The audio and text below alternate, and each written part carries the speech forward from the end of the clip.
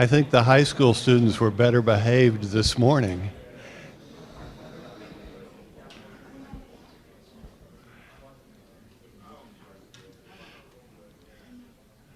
Welcome, all of you. Please turn off your cell phones.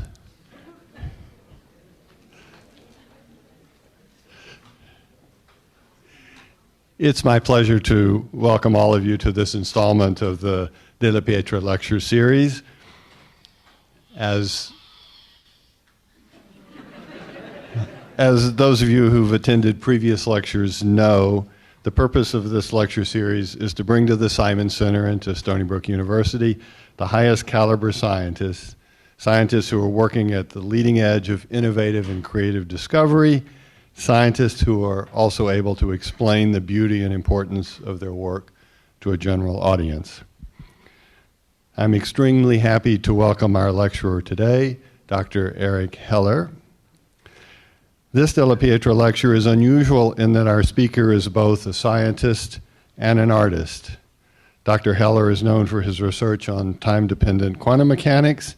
He also creates beautiful digital prints based on his numerical calculations of waves, both quantum and classical, to convey his research via art to a larger audience. Hence, tonight, both Dr. Heller's scientific work and his artistic work are on display here at the Simon Center. Dr. Heller is the Abbott and James Lawrence Professor of Chemistry and Professor of Physics at Harvard University. He received his BS from the University of Minnesota in 1968 and his PhD from Harvard in 1973. He was a postdoctoral fellow at the University of Chicago.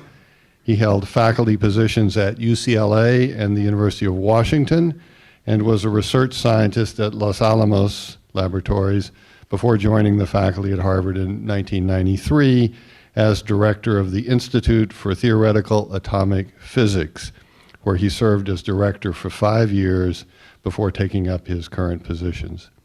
He's received many honors.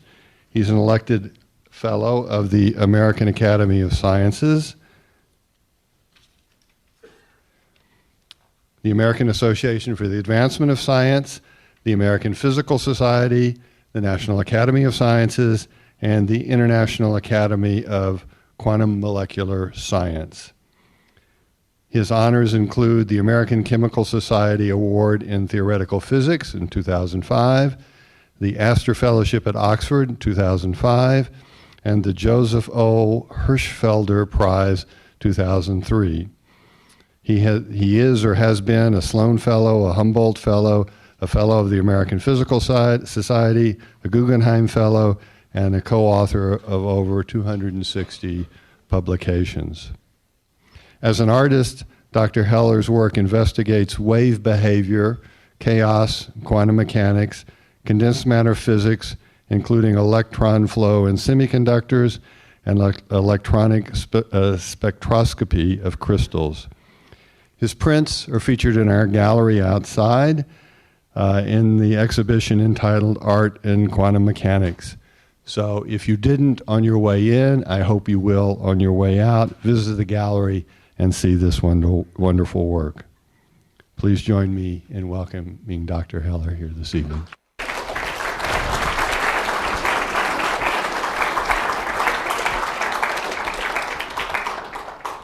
Well, thank you for that wonderful introduction. And we can have the lights down here, good. So you can see the slides.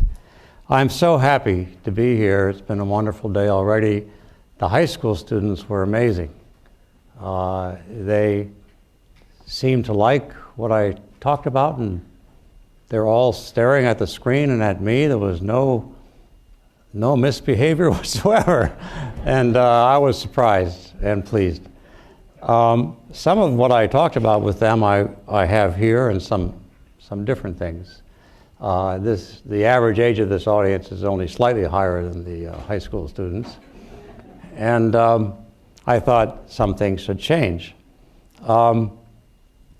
So this is mostly about the art of listening carefully. That's a huge subject. So we're going to parse it and take it into some special areas which I think you'll find most interesting for yourselves, rather than making this some kind of physics lesson. Some of you know I'm going to begin with a little bit of a physics lesson, but it's already going to have a demonstration. The tones, like a trumpet tone, are made of partials. Partials are sinusoidal oscillations. And I'm going to show you this in a program called Max, which the code written within the Max programming language was written by Jean-Francois Charles. And like so many things that we've done, they're available to the public on our website. I'll show you that in a second. WhileYouHearWhatYouHear.com. You can get a free Max runtime player and do everything I'm doing today and much, much more yourself on a laptop. In fact, your laptop plus free software is worth $400,000 a couple decades ago in terms of what it can do. And people just say, no, but actually, you know, if you think about it, that's pretty amazing. And you can do some wonderful experiments that people have given their eye teeth for not long ago. So there is the website, and there are many, many topics geared to the chapters of the book I'll show you next, but there are the Max patches here and other software that is fun to run and runs on all platforms that you can download from there. So this is the book, Why You Hear What You Hear, and it's published by Princeton University Press. I wouldn't say there's much art in it. Maybe the first page they used for kind of a book liner, but there are 400 illustrations that I made in there. And the book is heavily illustrated, and it's heavily linked with these intuitive tools, and way more about sound than most people want to know. So but if you want to read parts of it, your favorite subject like piano or violin, it's easy to dive into the middle and do that. So let's look at Max partials, or sometimes called PMS partials, and we're going to go to that program. So this is I'm going to open this one first. We're going to listen to a major triad. And this program is amazingly flexible. You can do 50 different partials of any frequency. Normally you might do partials that are harmonics of each other. If I made that number right there, 2.1, you'd be experimenting with octaves that were a ratio of 2.1 to 1 rather than 2 to 1. There are just so many things you can do with this. But this is a normal triad, 4-5-6 ratio, and I put a couple of overtones as would be present in fact, more in a musical instrument. Let's just listen to it. And I want you to think for a minute, this 400, 500, and 600 hertz tone, what would happen if we removed one of them? I mean, it wouldn't be a triad anymore, but what would it sound like? Would it have the same pitch? What about the first one, the lowest frequency one? If I remove that, will it have the same pitch? How many people think it will?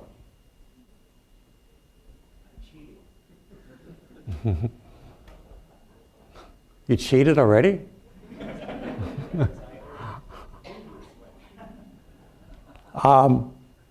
Let's do it and then take it off. Sounds a little thin, but it's got the same pitch. So let's take it back exactly to where it was. What do you think will happen if I remove the middle one?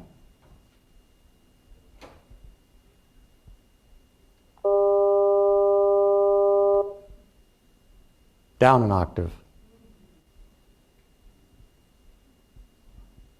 Why would our hearing be like that? It certainly isn't telling us somehow about the individual partials that are there, although we'll discuss that next, right now.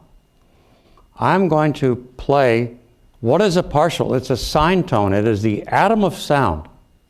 And from atoms you can build molecules, like this complex tone.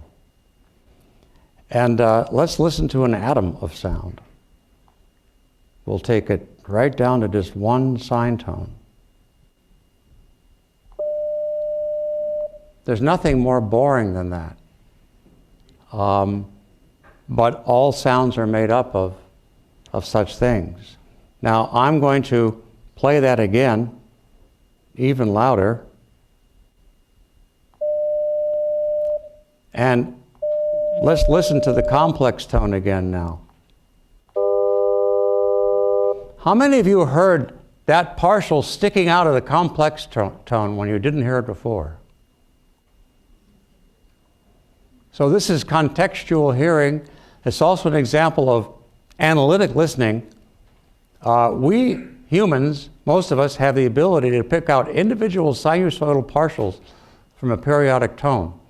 It's relatively easy to do that when you're prompted, trained on the spot, what is that partial you're looking for. But people who train themselves actually get good at picking out 5 or 6 or 10 partials from a complex tone. One at a time, they can hear that ringing sine tone coming out of a complex tone. We'll have a better example of that if you missed that one. But I want to move on now to something to do with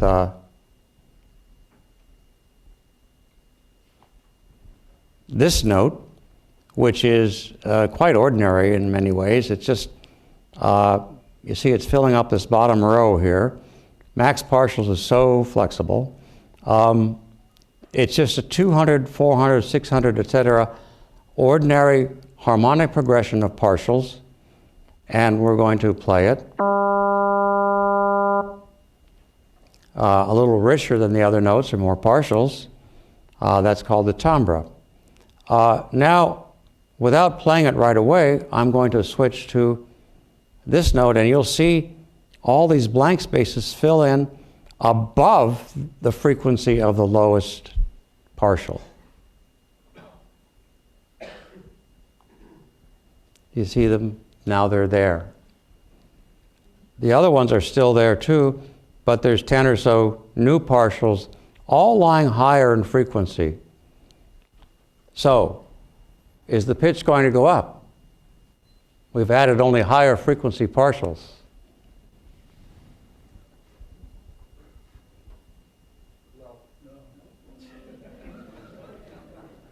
Is it going to go down?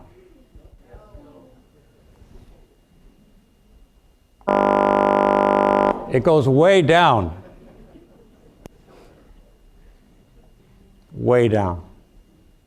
So I wish this was a course I was teaching here, and you'd all know why at the end of the course.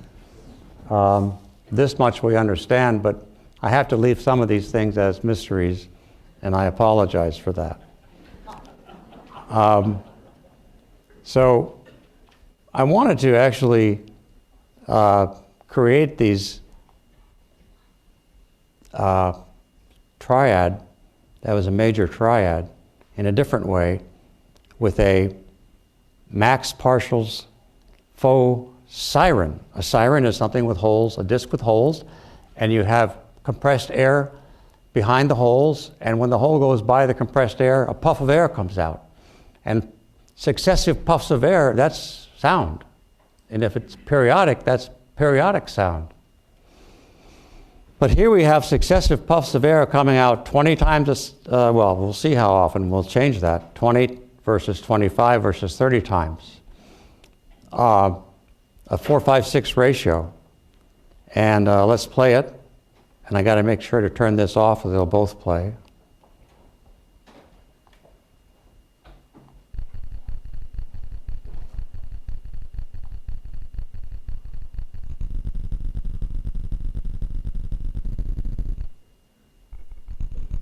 I'm trying to start low.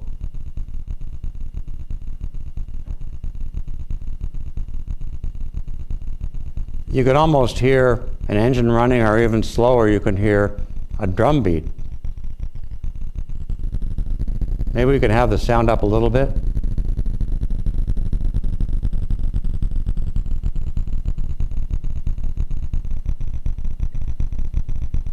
And I can change the drum beat itself by changing the relative phase of the holes, rotating one ring of them relative to the others.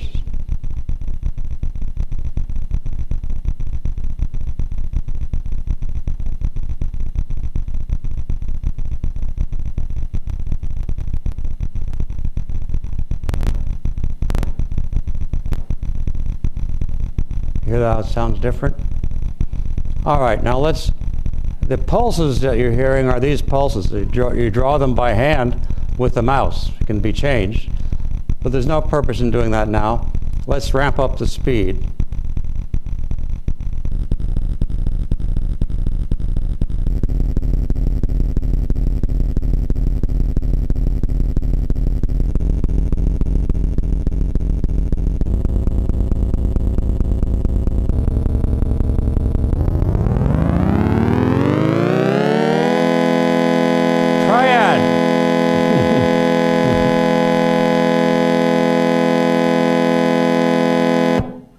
And it won't matter if I change the phase, which you can definitely hear at low frequency. It sounds like a different set of drummers, but you'll get the same triad.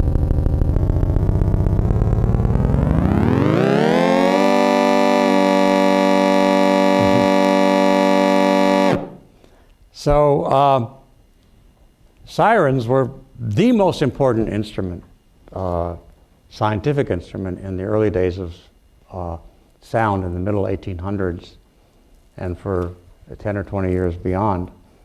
Although their first investigations were 100 or 200 years before, they became incredibly important in the debates about the meaning of tone and pitch and many other things. Not all of the famous people ended up on the right side of those debates. And that has actually caused some confusion even today. Guys like Helmholtz got it wrong in several respects, wrote this huge tome which is revered, and he says it incorrectly, and we still have people, it's like Aristotle. Aristotle said this, so it must be true. So it's amazing how long scientific debates can take sometimes to resolve themselves. All right, now we're going to talk about formants, and actually for that I'm going to go back to PMS partials first, and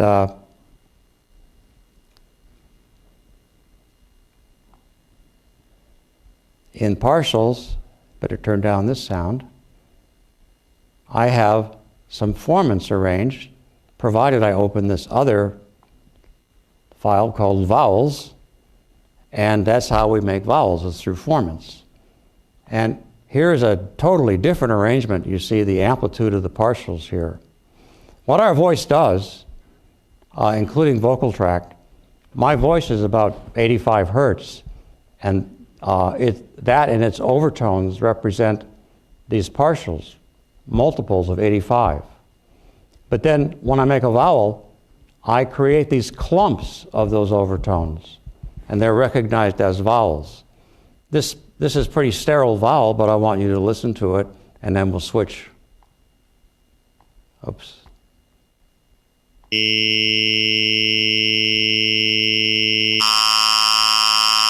Same pitch.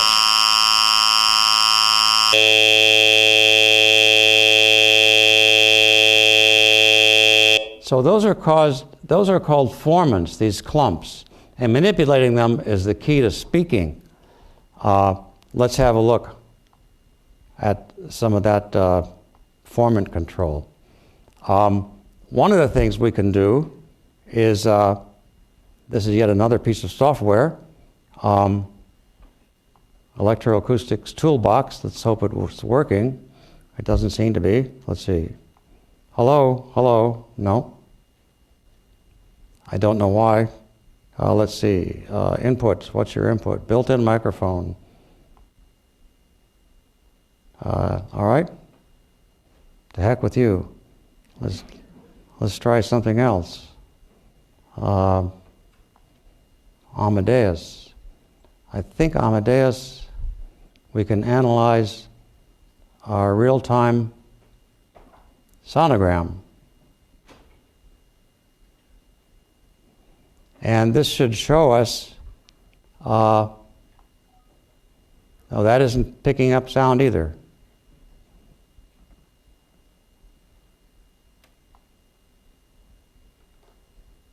So, why is the sound input not working? Of course, this always happens in front of an audience. Well, what if I recorded?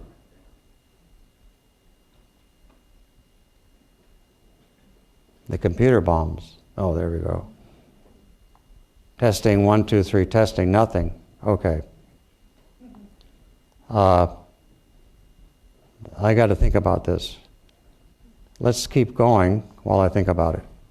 What I was going to show you was my voice, or a volunteer's voice, being recorded for its frequency content as vowels were changed, and the harmonics of the vocal cord vibrations are shown as spikes, but then the formants you get as clumps of higher spikes than relatively than the other spikes. The way that you control the formants is with the shape of your vocal tract, and that includes tongue, roof of mouth, and let's watch this fellow who was willing to be x-rayed for some time speak, and watch particularly if you can find the edge of his tongue move and how much gap there is open. Over here, I think, is the entrance to his nasal cavity. That will sometimes open and close. Why did Ken set the soggy net on top of his deck? Did you know your tongue was moving around that much when you talk?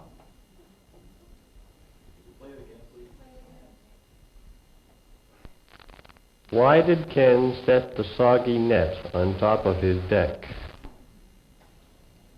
So you're doing radical changes in the shape of that tube to get these formants to move around. There is a wonderful applet out there called Vowel, written by Paul Falstad, in which you can adjust the formants by just adjusting the shape of the tube with your mouse and draw. And I won't take the time to do that today. But here's one that I drew. I drew in a singer's formant, it's called, around 3,000 hertz, which is pretty high. I did that by opening up a cavity just beyond where the vocal folds would be. And that's exactly what opera singers do to get above the orchestra.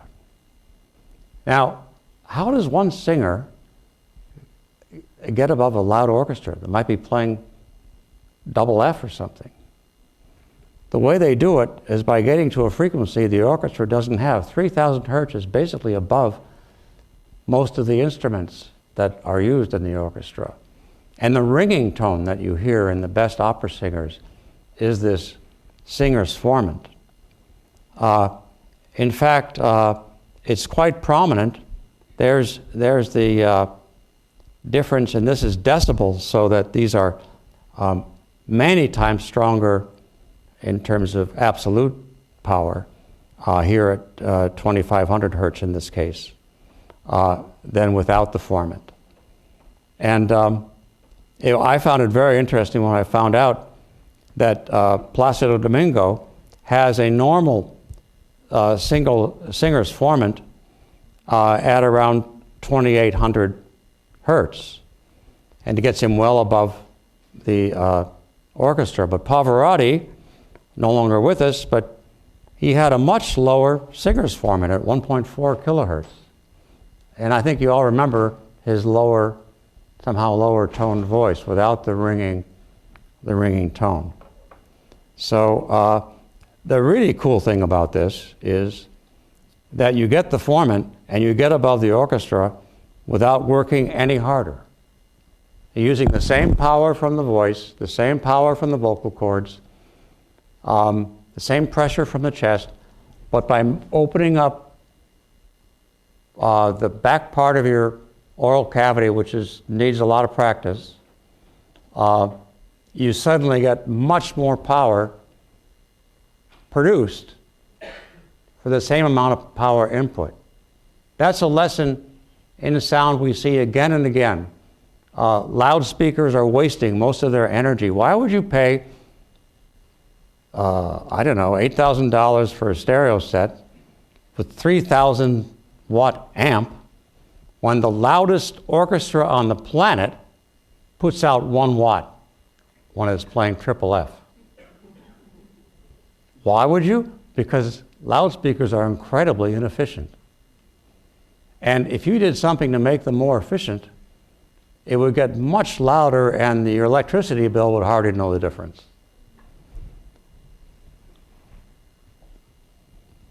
Well, the kings of Forman tuning are really amazing. They can make a very sharp formant so sharp in frequency that it emphasizes only one partial. And you get this singing, ringing tone. Let me play it for you. I'm sure most of you have heard this. But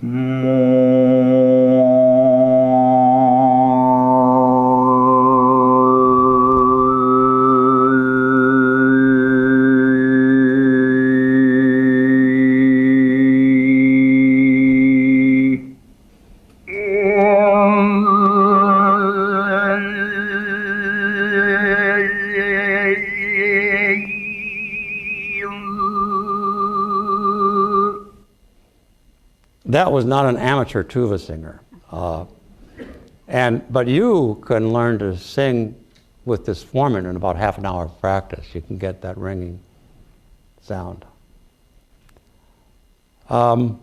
So I can't resist showing you this. By controlling, it's basically known what partials are present in every one of the notes and the keys on the piano. And by asking a computer, what combination of keys would you use to make it sound most like a vowel or most like this speech? And so let's see how well they did. This is a computer-controlled piano playing back a tape written, spoken by a 9-year-old boy. Sich aber ganz einfach ändern.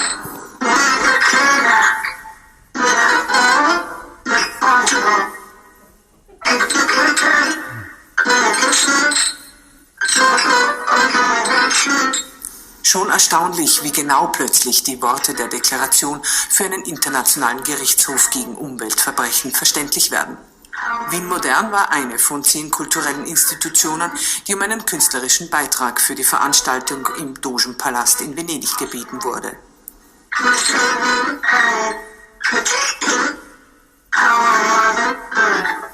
Diese Botschaft mit musikalischen Mitteln hörbar zu machen, ohne auf eine simple Vertonung zurückzugreifen, das war das ehrgeizige Ziel. Ich glaube, es ist...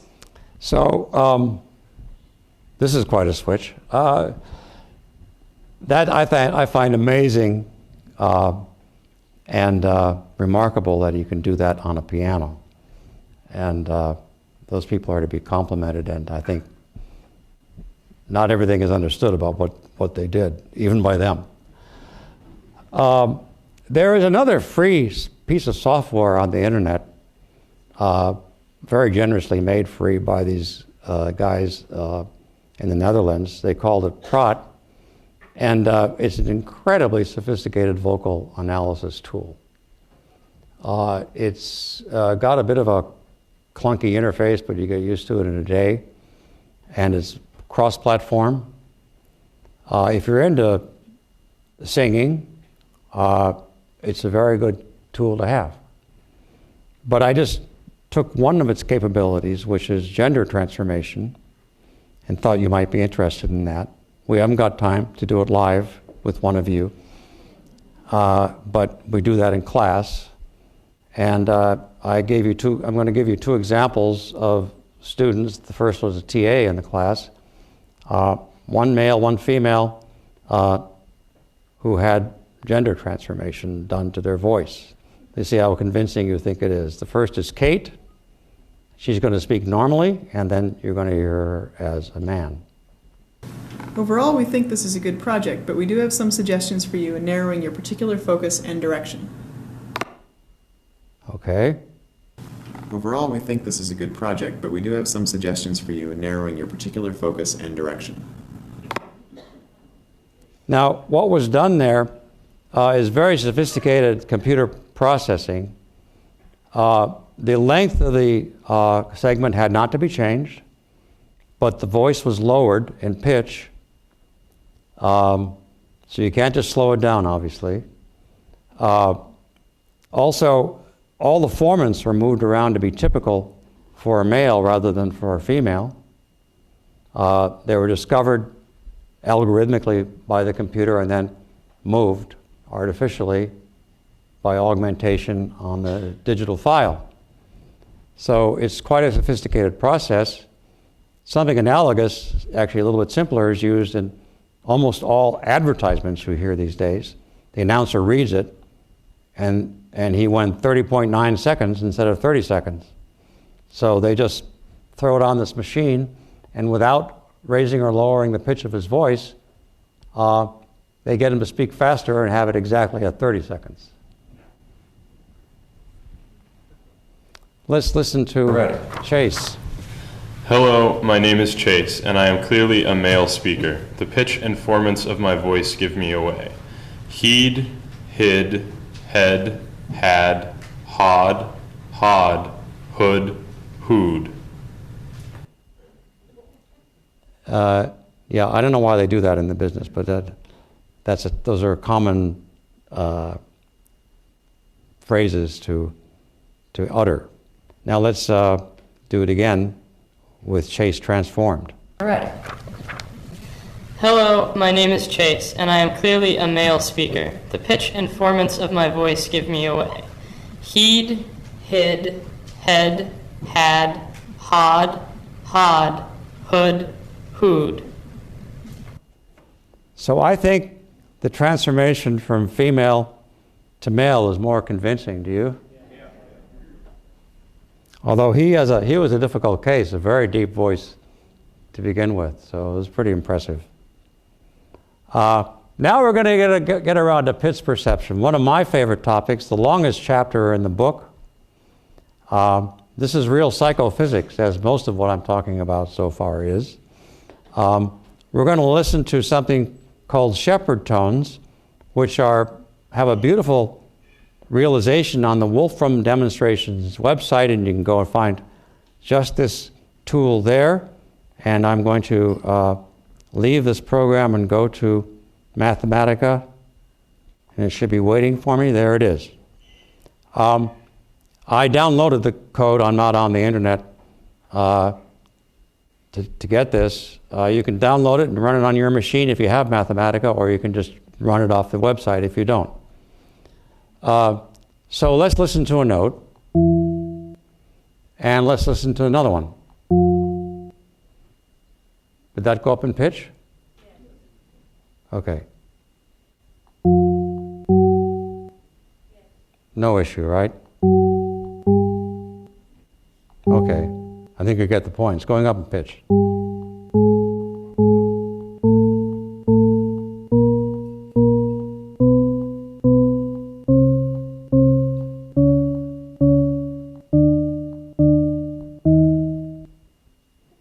That's where we started.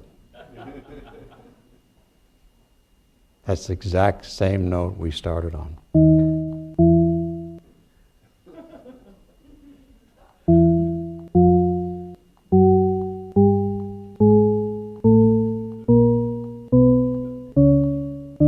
I think I skipped one. So our sensation of pitch, in fact, pitch is a sensation like hot or cold. It's an impression, a summary of the real world. You tend to think, oh, there's people with perfect pitch. What about them? We can hear individual partials. Why would we get pitch wrong?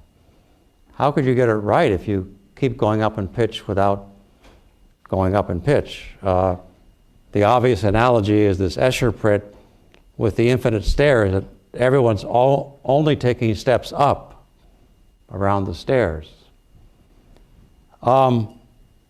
So without getting, I don't want to get too technical, but I added to the code and wrote this in.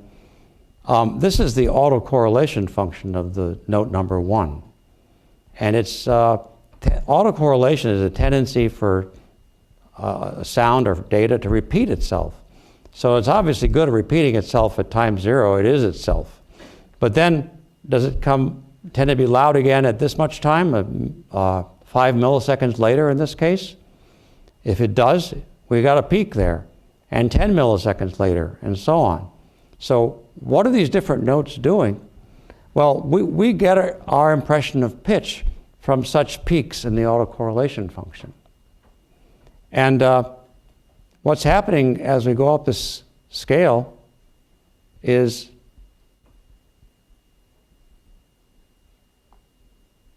the program that doesn't want to do it, okay? That's funny, it worked for the high school students this morning.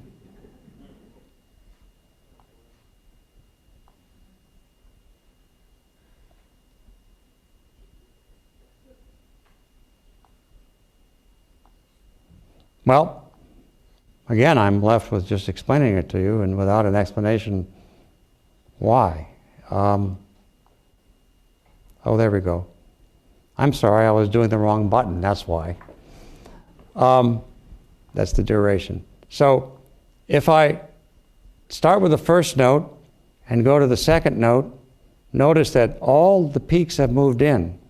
Moved in means toward the origin. They're closer in time. That means they're sort of faster, and faster means higher pitch. So your impression is the pitch is higher, the pitch went up, and you're right, the pitch did go up. And I'm not saying you were wrong in any one of those intervals. The pitch went up in every one of them. And that's the next one, and the next one. They keep moving in. They keep moving in. Pitch is going up. But look what's happening. The importance of these peaks is being slowly adjusted so that when you make it around to 12, you're right back where you started.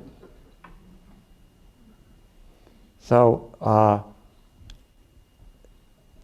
it's really a revelation to me that this kind of psychophysics exists, and that nature has done us a favor. I want to know about how fast things are moving. I don't want to know some quantitative autocorrelation diagram. And if they went from moving slower to moving faster, I want to know that. And that's how we perceive pitch without it being quantitative in the sense that you might have thought it was before you walked in here. Lower? Yeah, let's go. Let's do it. Good question.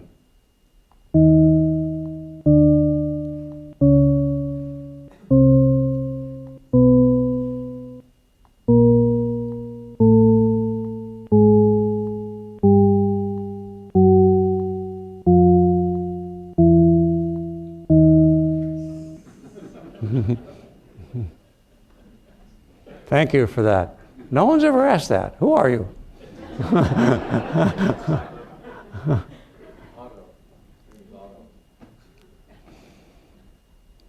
Are you in the Della Pietra family? No? Because you're in this reserved row. I thought you might be. No. All right. Well, this is what I call lying to tell the truth, and I love Matisse's quote, exactitude is not truth. Something which I even have to tell my graduate students in science. Sometimes you spend too much time on the numbers and not, the bigger picture. And here we have a checkerboard and a green cylinder, and I'll bet my life that the square A is exactly the same shade of gray as square B.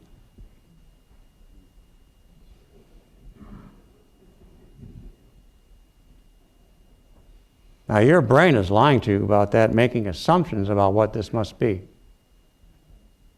And I'll show it's lying to you.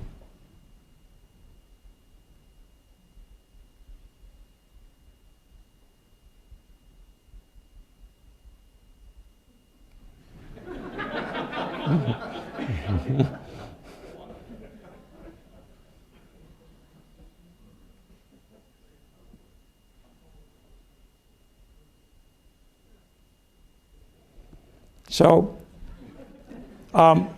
actually, just like that partial that you could hear if I had just played with it, or played it louder or softer in a complex tone, that was context-specific analytic listening, and what we hear in music is very context-specific, and certainly composers know this, and visual artists know this.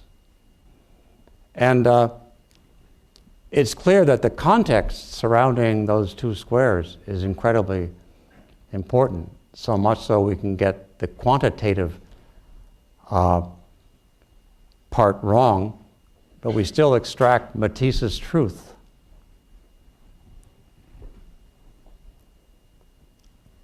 Now we're going to talk about another pitch issue, a chime.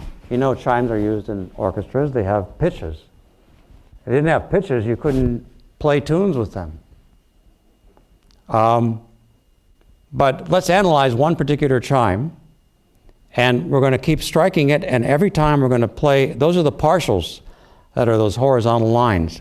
This time we plotted frequency vertically and time horizontally. So the frequencies don't change every time we hit the chime, so that's kind of boring, but those frequencies, if you look carefully, are not equally spaced, by the way, so that the sound of the chime is not harmonic, not quite like a musical instrument. You can tell you're banging a piece of metal. And after each tone is played, after striking the chime, we're going to play one of its partials alone and go up the whole list of them.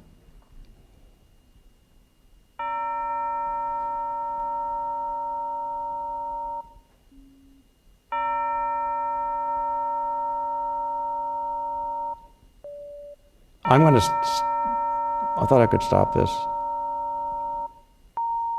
No.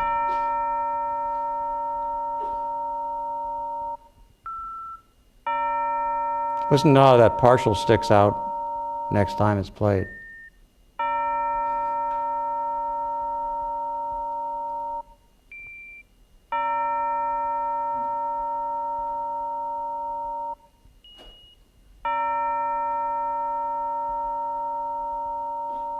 The chime is now followed by a tone matching its nominal pitch or strike note.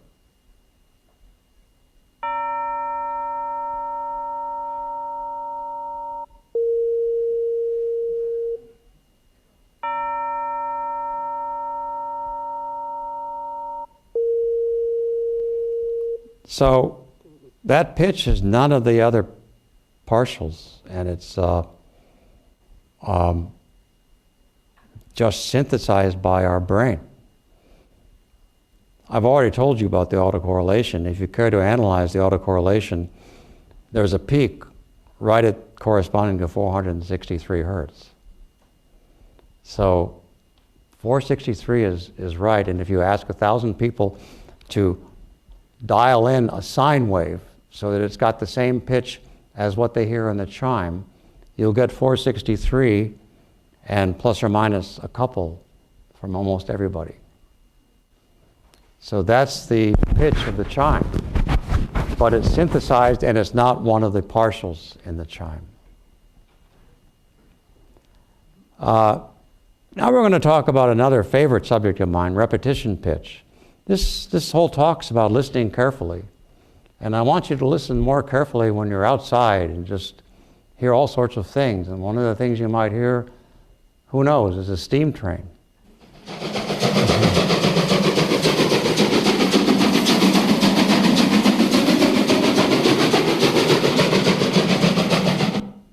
Did you hear the pitch of the steam go up as the train went by?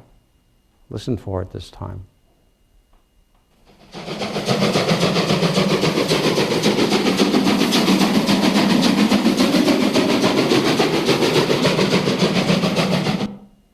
So why would the pitch go up as the train gets farther away? Yes? Because the source of the sound is moving away from you. No, it's not Doppler. So would make it go down? I got you. Doppler would come down and stay down. This came back up again. But I don't blame you for thinking that. Here is a little illustration showing what's going on, and then I'll tell you more about it.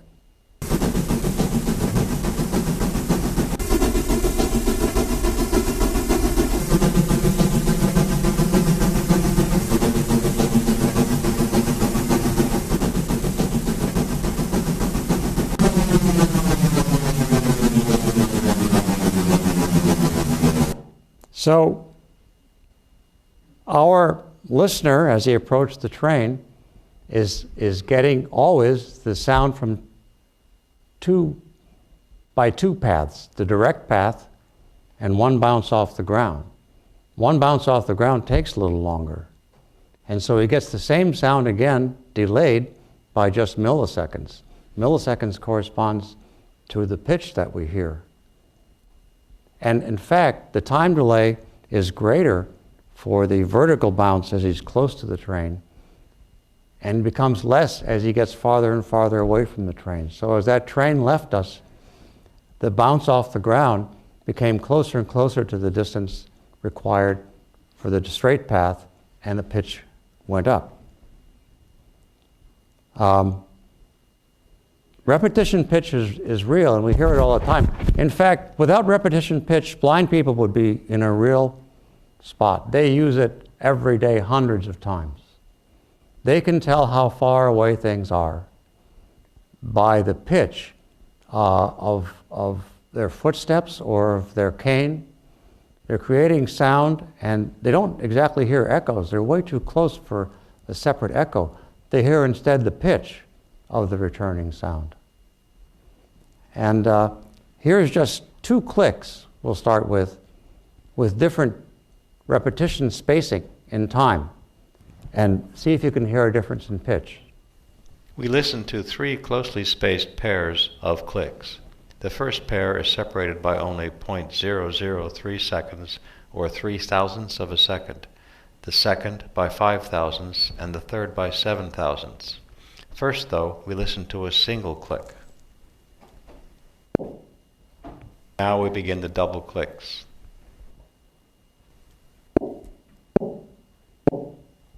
Now, instead of 2 clicks, we will use 8 clicks.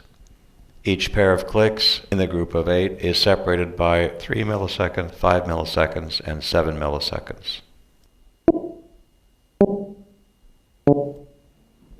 So same click, but if repeated at different rates, you hear a different pitch, and those different rates are coming in. This is my favorite example. I heard this 1,000 times and thought the pilot was doing something else.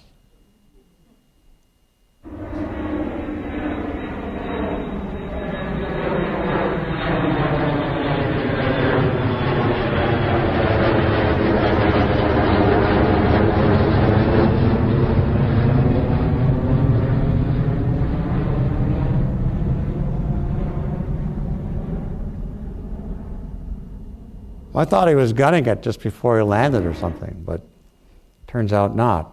Now we get to look at this Doppler issue, sort of by accident.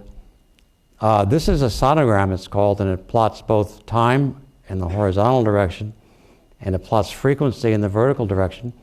And the existence of a pitch are these equally spaced bands that you see, and they are farther apart at first, then they get closer, and that corresponds to higher pitch, more dominant frequencies in a shorter amount of frequency space is higher pitch, and then it goes back up again. That's what I wanted you to hear. There's the Doppler, that's the whine of the engine.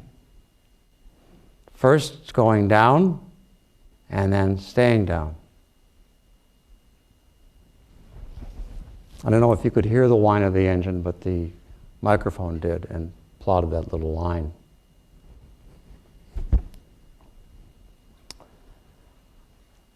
Okay, so that's repetition pitch, and we use it. That's why, did you ever wonder why your ears are shaped so funny? It's repetition pitch. They're there to create repetitions which are different for different angles of the ear relative to the source. And that's how we tell, more than arrival time, where the source of sound is. And that's one of the reasons it's so difficult with headphones or earbuds to really create the feeling of being in the concert hall. Because the first thing you're going to do when you get to the concert hall, even after the music starts, is move your head a little bit and you expect something to happen.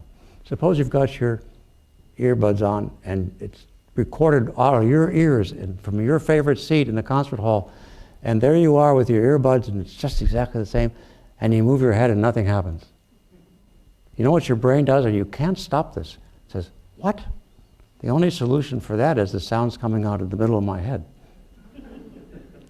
And that's, so I have a patent in my book. I was too lazy to try to patent it, but the patent would be put little accelerometers in the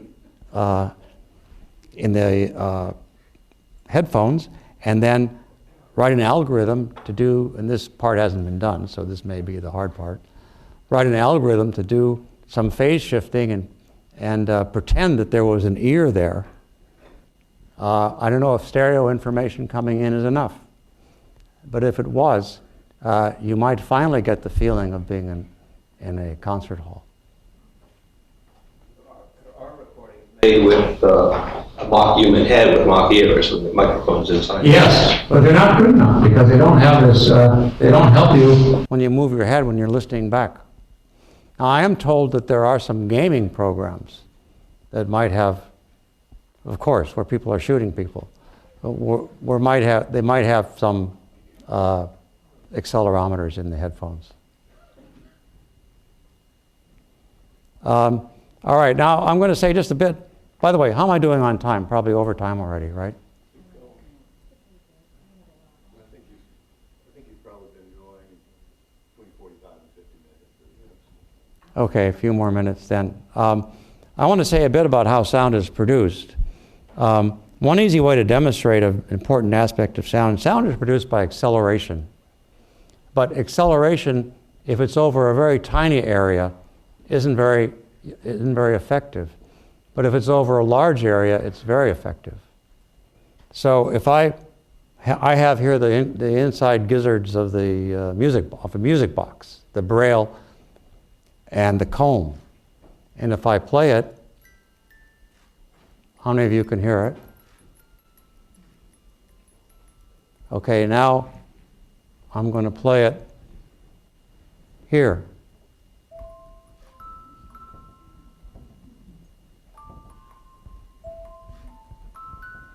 So what's happened?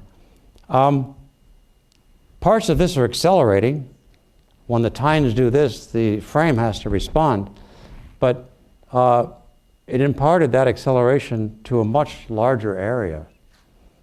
As tiny as the acceleration was, that you can do a calculation, that blackboard is moving somewhere between a micrometer well under a micrometer, closer to a nanometer back and forth. And you're still hearing it well. So sound is, if you can get a large surface accelerating. So sound is, there's something called, well, I like to call the, let's do the fingernail. Why would it matter? Why would you hear that when my finger is moving, not even 1 mile an hour, and the speed of sound is 333 meters per second? And how does sound get produced? And the answer is, when the fingernail touches the desk, it doesn't know the fingernail's coming, and there's a bit of weight behind the fingernail, and all of a sudden, the desk has to accelerate out of the way. And that's what you hear, is that sudden acceleration of the desk. So, the speaking trumpet, it speaks to the miracle of resonance, which we'll talk about now. I think it's the miracle of the universe, really. We have amplitude and we have power. If you're looking at waves in the water, you're looking at the height is the amplitude of the wave. But it turns out the power, the energy in the wave goes as a square of that amplitude. If you've been out in a boat, somehow my problems are growing faster than the height of the waves. And so the power goes as amplitude squared. So if I double the amplitude, I actually get 4 times the power. And if I have an amplitude of 50 already and add 1 unit of amplitude, I get an additional 101 units of amplitude, of power, excuse me. So this is something which Thomas Edison figured out. I've got it somewhere. I'm going ahead now.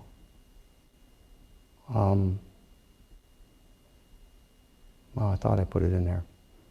The so-called reproducer of his famous phonograph is something like this, which I will show you. So here you can imagine there's a phonograph horn, and all that's going on is there's a needle going through, let's say, a wax or cylinder, and it's vibrating, and it's pulling on a little thread, and the thread is pulling on a little membrane at the throat of the horn. And if you take out, that's called a reproducer, and if you take it out, it kind of sounds like this.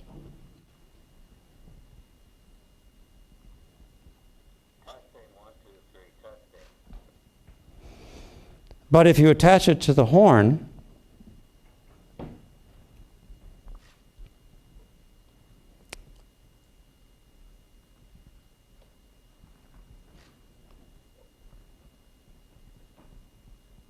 I got to get it centered just right.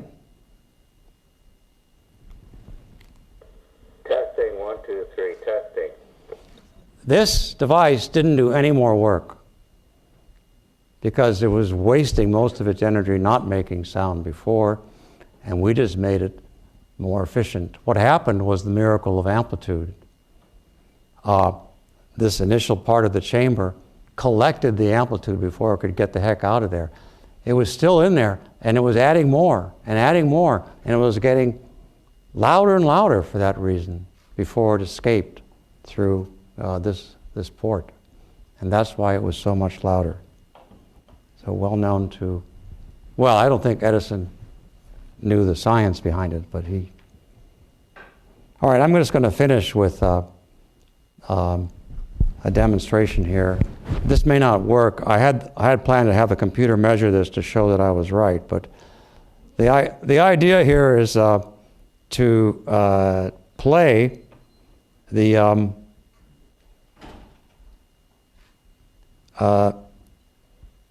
a fairly high frequency note out of my iPhone and see if you hear volume differences as I move closer and farther away to a wall.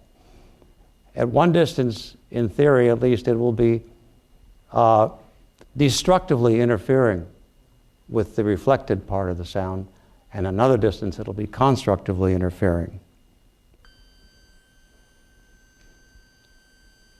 So it's not very loud, is it, in this room?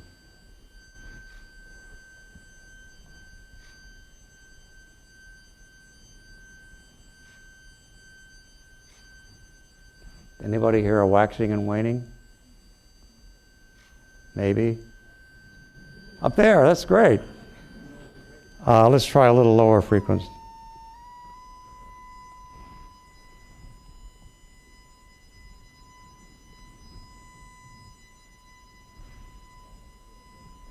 Is that better? You also heard it. Well, this is going to get us into atomic physics and art really quickly. This is the plot of the power from a loudspeaker in a room with perfectly reflecting walls. A spherical loudspeaker, not like this one. And you see it's very powerful because of constructive interference in a corner, and there are regions of waxing and waning power depending upon the phase of the returning waves from both walls. Now, a few years ago, individual atoms were moved on the surface of copper, one atom at a time, with a scanning tunneling microscope tip that had only a few atoms at its base. And then the tip was moved off the surface, and electrons were allowed to flow onto the surface, and they're like sound, and they're waves, and they come out from the tip, and they hit atoms and come back.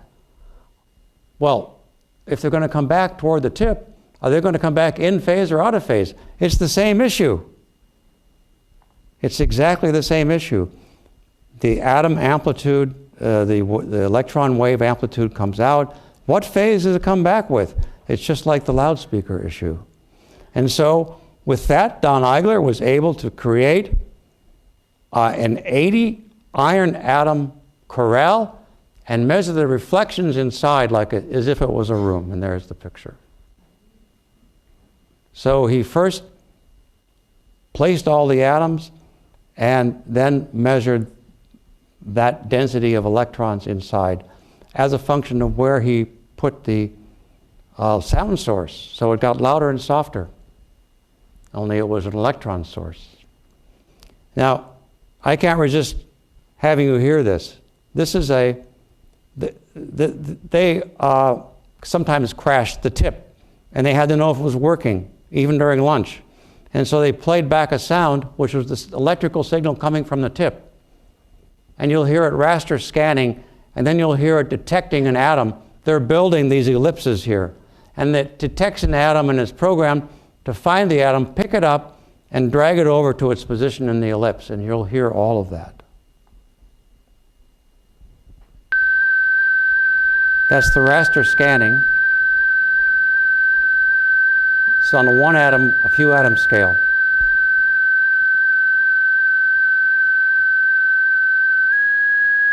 They found an atom, they're creeping up to it.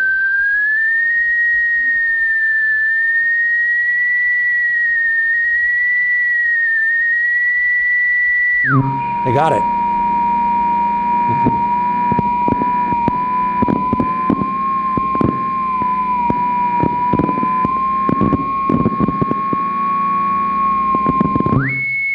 They dropped it and went and looked for more.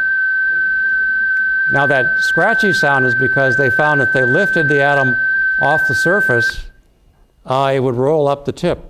So they had to keep it on the surface, and basically you got the sound like somebody's wrecking an old phonograph record.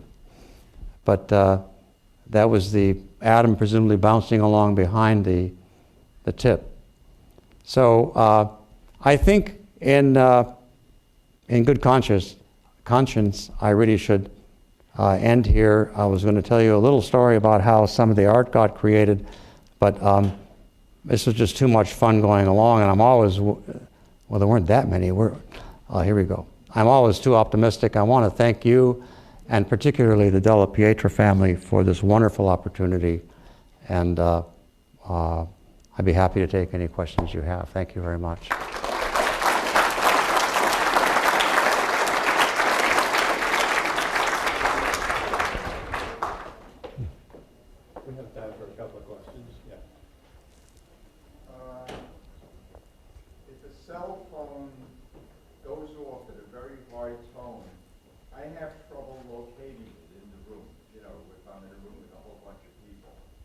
Does that mean a mouse's ear, conceivably, the shape of it would be able to locate it better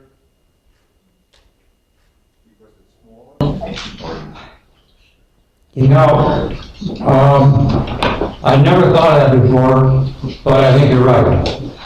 Well, that it is. A mouse has a very small ear and can use the same time delay, presuming the mouse can hear higher frequencies than we can, which I don't know if it's true. But however, one of the reasons that you can't hear the source so well is you're getting old. No. It's, no. One of the reasons is the sound bounces off from different walls quite readily, and it's hard to locate the source for that reason. So that might be part of the answer. Another question? Tony. So you showed a little bit of the software Amadeus. And it might be interesting for people here to know that the guy who made that software, Martin Heirer, is one of this year's Fields medalists. He's also a mathematician. Really? The very same guy. I'm really astonished. That's incredible. I wrote him and said, "What's next?" I hope he has another update for Amadeus because it's the best. That one isn't free, but it's not that expensive. It's a great program. I was wondering, and then when you mentioned the thing about the blind people and navigating using psychosonic information, how much of these things have been correlated with evolutionary imperatives? That there must be some reason why our brain developed these particular kinds of quirks associated with sounds, and I'm curious the extent to which it's been understood exactly how they correlate with what. You know, I'm sure our ancestors, if not us, if we lived outdoors, would be pretty good at that kind of thing at night, and it would help them survive. Exactly. I think I'm agreeing with your implication. Then my further guess is that perhaps it's the artists, the singers and others who have sort of accidentally found things that weren't really so much for evolutionary advantage, but just for free. That I didn't follow. Like that format. Why would you have that format that the opera singers had? But there were no orchestras when we were evolving, as far as I know. Yeah, I mean, dogs don't have very good formants, right? They just sort of bark. So how did we, I think it must have been a slow thing where some people were able to make a better variety of barks, and then that was because they could do some vocal tract manipulations, and then they had an advantage in communication. I'm just guessing. It is like juggling. It's like something that we find out we can do.